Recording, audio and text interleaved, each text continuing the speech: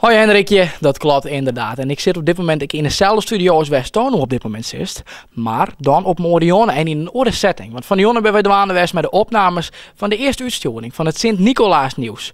Een nieuw programma op RTV NOF wat door Joeke Numan presenteerd wordt. Hoe gang de eerste opnames, Joeke?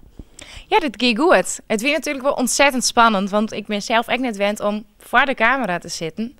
Normaal gesproken maak ik radio. En nou dus televisie. Dus ja, wie wel echt spannend. De Arone jaren ben je met protten bezig geweest met de intocht Roenum Dokkum. Dit hier wordt het oors opgepakt, hè?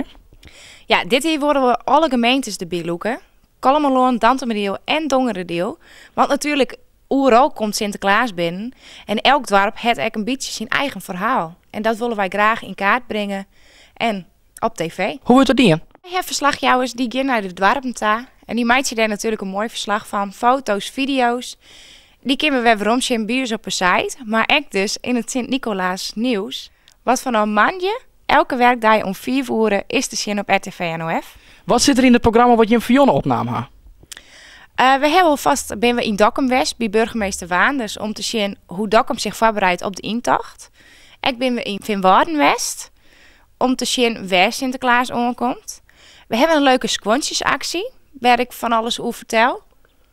De Cool Kids Party is ook deel West. Dat is hartstikke leuk. Die hebben een mooi feest gemaakt. We hebben elke week het Waarbrjocht, maar een speciaal thema. En dat het dus eigen Piet Pablo het dat opname voor us. Van de boord van Sinterklaas, dus dat is hartstikke leuk. Zet je schoentje bij de schoorsteen. Zing een liedje voor de Sint. Wortel en Dus van nou manje. Else werkdag om 4 uur Op RTV NOF. het Sint-Nicolaas nieuws. Sjen dus. Sjen jongens.